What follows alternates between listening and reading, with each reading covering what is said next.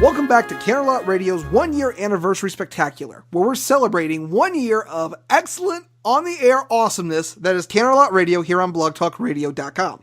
Now, of course, 1 year we're looking back at everything that made Canterlot Radio great in the past, but also we're going to focus on the future and what we can do to make your experience in the Brony fandom a little bit more awesome.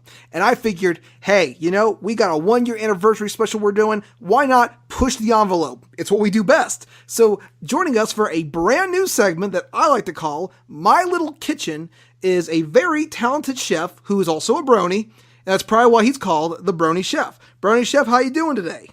I'm doing peachy. Thank you very much. And you? I'm doing fantastic. It's our 1 year anniversary spectacular. How can I not be peachy? Oh, well. So, I shall sing you the song of my people, which is, this is your singing telegram. I hope it finds you loud. You're invited to our party because we think you're really sound. Canterlot Radio is... Oh, Canterlot Radio is complete 1 year. The cake will be delicious. The festivities is great. Congratulations, Canterlot Radio, for your first anniversary. Sorry, I had a kazoo laying around. I've been wanting to use this for the entire show, and I guess this would be the best part to use a kazoo. Oh. Okay. Sorry. Okay, enough of the kazoo. Well, anyway, not only are you an awesome Brony, you are also an awesome chef, and you have a new cookbook coming out for Brony. So, of course, before you get into the recipes that you have made for us today, tell us a little bit about your new cookbook. Well, the cookbook was something I always wanted to do, but I really haven't had the chance. So, once I was watching the episode of Mystery in Madness Friendship Express. So after watching the meringue mascarpone meringue brain madness, if I said it correctly, I said, wait, let's put this on paper. So I started to write it, and actually was about the second video blog I created. I know you asked me for the cookbook, but it's like a continuous story. So after making a video blogs, a random Twitter said, hey, you should make a cookbook. And I said, well, why not? Sure, let's make an incredible and unique cookbook. So I started to look about 10 times each season. Oh my God, I almost know every dialogue of every pony. But not that. I start analyzing each pony psychology deep through so I can pair it with some ingredients you can find in your home. So then I created the pony pot. After that, well, it was good. It was unique. It was perfect. But I really wanted to be more unique. So I asked some voice actors. So we have a little recipes of our dear Michelle Creever about one recipe, which is lovely.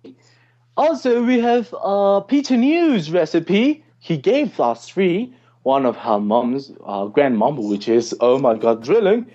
And also, we have Andrea Libman, who gave us one kindly recipe.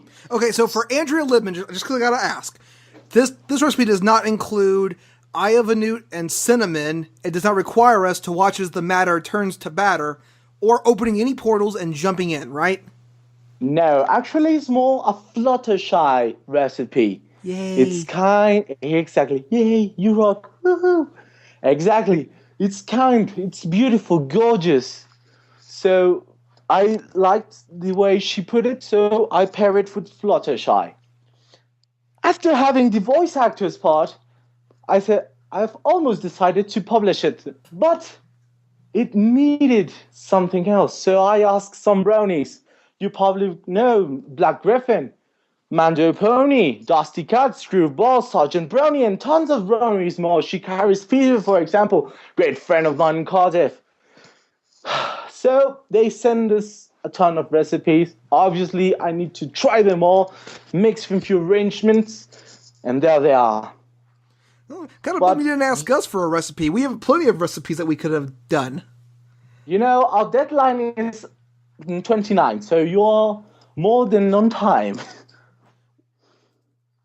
All you gotta see. I got a recipe I can tell you right now. Okay, see? Let me get my paper and pen so I can write it and put it down in the cookbook immediately. Okay, pen here. Pen, and where's my paper? Oh, here it is. Okay, give it. Here are the instructions for it. All you gotta do is okay, are you ready? Yes. Okay, all you gotta do is take a cup of flour and add it to the mix. Now just take something sweet, not sour, just a bit of salt, a pinch. Baking these treats will be quite a cinch, and then you add a teaspoon of vanilla. So you add a little bit more, and then you count to 4. And then you will never get your fill of cupcakes. So sweet and tasty. Cupcakes. Don't be too hasty. Cupcakes. Cupcakes. And I must say, that recipe that Pinkie Pie gave makes a delightful vanilla scent cupcakes. Just a little bit adding a little more of baking soda. I was actually just making a small joke there for the... No, it's okay. But really, that is a good recipe. Add 2 eggs to the mix, a cup of flour, butter, a little bit of oil, vanilla scent, your baking powder, and a little bit of baking soda. Bake it for about 15 minutes at 200 Celsius. And you have some delightful, lovely cupcakes. So Pinkie Pie wasn't wrong. Gee, son of a gun. Oh, man. She broke the fourth wall. Shannon Shan Kent might be onto something. Oh, Megan McCarthy, you are a crafty cooking genius. Okay, yes, well, anyway, enough of cupcake goofing around here. So, Brony Chef, you actually have a recipe that ties into our 1-year anniversary spectacular. So, could you tell us a little bit about it? Oh, yes. Well, after founding a tweet and you asked me to create a 15-second video, which I already uploaded. Haven't sent you the link yet. I created a recipe, which is a gingerbread.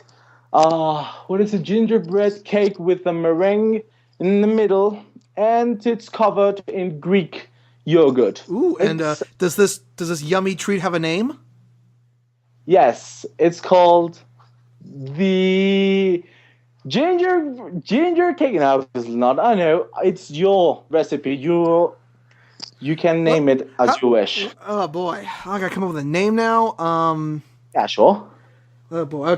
Okay. Well, we'll come back to a name a little bit later on in this segment. So anyway, why don't you tell us how to make this awesome treat? Okay. First of all, you are going to need a pen and a paper to write down the ingredients, which are quite very simple. Well, actually, in case you guys don't have a pen and paper on hand, we will post the recipe on our show notes for this episode, and you can also find them on our website at canterlotradio.com following the broadcast. So don't be afraid if you miss something, because you're always going to be able to find it on canterlotradio.com. So, Brony Chef, what goes into making this gingerbread spectacular? Okay, first of all, you're going to need 3 eggs, 3 large eggs. You're going to need 2 cups of flour. You're going to need 3 quarts of what it was? Oh, yes, it was veggie oil, a teaspoon of vanilla, a teaspoon of baking soda, 2 teaspoons of baking powder, and 2 teaspoons of Dundee. That's the French, the brand name. Dundee Ginger Jelly, or jam, more precisely. So, once you gather all your ingredients, you're going to put it all together and mix it till you have an homogeneous dough. And you're going to bake it to 300 Celsius for about 3 to 15 minutes, depends on your oven. For example, my oven cooks it in 3 minutes, but then I do it again, and it kind of dubbed and delayed to 15 minutes. So I can recommend you to be very sure that your oven is okay.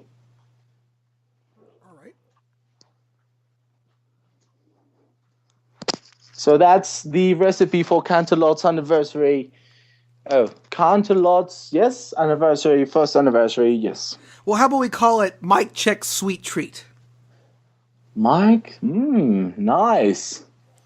So, of course, okay, so this, anyone can make this, right? Anyone. You don't have to be some kind of, brain surgeon chef to whip up this nice little treat that's oh so sweet to eat. No, and that's just the cake. For example, for the middle, we're going to have an inside of a meringue that will give you different textures. So your cake is going to be like high humidity, and the meringue is going to be crunchy, going to give you that punch you are looking on a cake that you normally don't find. So the only thing you need for creating the meringue is 3 egg whites and 2 teaspoons of sugar, and you whip it up till you have it a meringue, and you bake it. And voila, you have it. So after that, you cut, put in the center, and with some Greek natural yogurt, you just cover it. And you have your own. Sounds fantastic, Brony Chef. I'm sure that many of our fans will have to try it out for themselves, and heck, even send us some photos on Twitter at Canterlot Radio of them trying this awesome confectionery sweet. I can't wait to try it out myself. Now, I believe you also have one other recipe made from your awesome cookbook that maybe you can share with the audience. Of course, actually, because it's your anniversary, I would normally give 2 recipes. But because this is a very important issue, I've going to be 3 lovely recipes for you. Wait a minute, Brony Chef. 3? Yes, you have it. Okay. 3 lovely recipes, and one is my me mommy's fish and chips recipe. It has almost 200 years, that recipe. So you better get those ingredients. Understood? Yeah, so tell us what goes into the Brony Chef's Mummy's Fish and Chips. Well, for the fish, you're going to need a 6-ounce thick cut fillets, taken from the head rather than from the tail of the fish. You're going to need 8 ounces of self-raising flour plus extra for dusting. Salt and freshly ground pepper, 1 teaspoon of Dijon mustard, and I strongly recommend use Guinness beer or any other draft beer. Black beers are very important in this recipe, but me mommy used to use a lager, so it's a good one, but I recommend you, if you want to, the Guinness beer.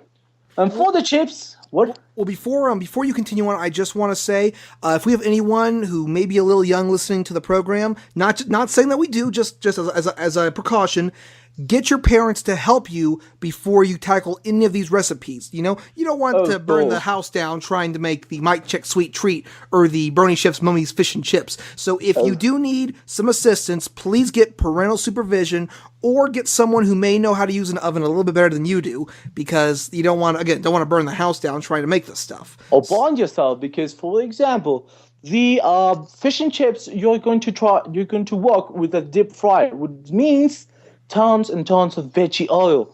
So if you burn with veggie oil, God, it's horrible. I already burned myself, and God, I almost cry. So please get some parental supervision. It's very important. And also, because you're going to be using a knife. So be careful. And we also want to encourage that underage drinking is not cool, guys. I mean, if you burn your house down, you might need it to, drink your sorrows away. But if you're under 21, please do not do this. This beer is just used for cooking purposes only. It's not used for chugging. Exactly. Just for cooking purposes. If you're more than 21, well, you're more than invited. Less than 21, I'm terribly sorry, just for cooking. Okay, so I'm sorry, Brony Chef. So why don't you continue on with the recipe? Okay, and now for the chips, we're going to use 6 to 8 floury potatoes. We have some different kind of potatoes in kitchen, but for example, you can find such of Maris Piper, I don't know, King Edward's potato, or this 3. For example, you can use the white potato, for example, because sometimes you cut a potato and it's yellow, it's white, or in the middle. So you can use the white one. It's a floury potato. So, well, Preheat your deep fry to 250 degrees, and you're going to fry your potatoes till they get crisp. And for example, for the fish, you're going to mix the raisin flour, the brown pepper and the salt, the teaspoon of Dijon mustard, and the beer. All you're going to make a special and very thick dough. And that you're going to put your fillets and you're going to deep fry them. Be very careful. Fish is way too delicate. I know that some people love to eat sushi, but it's a very special kind of fish that it's acceptable and it has normal hygiene regulations that has been approved to you to eat it raw. So in this case, you need to cook it very, very well. So please try to cook it as well as possible. I would really hate if somebody gets a tummy ache. After that, after deep frying your fish and your chips, in England, we normally have a little newspaper. So we put all of our fish and chips and go eating it on the road, whatever thing you are going on the bus, whatever. And you can add a little bit of vinegar and lemon drops. And there it is. Oh, fish and chips. That's very good. And if you need a newspaper here in the Americas, unfortunately, the full free press is not a real existent newspaper. But you can use a newspaper like the Washington Post, the USA Today, or if you're here in Cincinnati, the Cincinnati Enquirer. Let's face it, newspapers are dying. So this is a great alternative and gives the paper some use now. Am I right or am I right? Okay, so far we've had not only, an incredible main entree, we've had a delicious dessert. Now, Brony Chef, how are we going to wrap up this segment of My Little Kitchen? Well, first of all, I really would love to give Pinkie Pie's cotton candy ice cream, but you have to read it on the cookbook. And where can we find this cookbook? Well, it's going to be available on Etsy the 29th of this month. It's going to have a little cost of $45, which I'm just going to keep $15 because that's the only thing I have to go and pay for the printing. The rest of the money is going to charity, completely to charity. So I'm talking with Andrea Libman so we can raise the Brony Chef charity auction. Well, how do you like that? This guy not only is giving you an incredible book of tantalizing and mouth-watering recipes and concoctions, but he's going to donate most of the proceeds from his book to charity. And that again is going to be something truly awesome. And Brony Chef, this was so much fun, and I think that my audience would just love to hear you share some more of your awesome recipes. Maybe not the ones from the book, but maybe some new ones that you can concoct with the new episodes of season 4. And maybe we can have you on once a month to share a recipe with us and our audience, because I'm sure that they can't wait to try their hands at not only the Brony Chef's Mummy's Fish and Chips, but the Mike Check Sweet Treat. Oh, yes, totally. For example, for 4th season, I was making some Cutie Mark Crusaders recipe, but it's still in construction. I really need to do a few more arrangements, but I'm also making from today's episode, oh dear, I almost fall, the Candy Rock recipe from Mouth Pie and Pinkie Pie. So I'm really working on those recipes. Stay tuned for more. Probably next month I will have, Probably no. I pinky promise, cross my heart, hope to place dip a cupcake in my eye. Okay, cool. Next month, Pinkie Pie and Mouth Pie rock candy recipe. Well, Brony Chef, I can't wait. I don't think I can wait right now, but I guess I'm going to have to wait. Guys, be sure to give the Brony Chef a follow on Twitter at TheBronyChef. He's definitely worth the follow, and he's getting ready. And I guess it's the only place you're going to find out when this awesome new cookbook is going to come out, because I don't know a man, woman, or child, or filly, or colt, or stallion, or pegasi, or unicorn or alicorn. Alicorn! Yes, alicorn, or whatever the heck Discord is, who would not like the awesome recipes in the Brony Chef cookbook. And who knows, maybe we can even give away a copy of one to one of our lucky listeners. Totally. Of course, just let me get the first print and I will totally make a special edition for Canterlot Radio. Oh, well, Brony Chef, again, thank you so much for doing this. And I cannot wait until next month and next month's all new concoction that you are going to be able to feature here in my little kitchen. Anytime. Well, when we come back from our next block of music here on Canterlot Radio, we're going to be talking with none other than Big Macintosh himself, Peter New. You are listening to Canterlot Radio's 1-year anniversary spectacular here on blogtalkradio.com.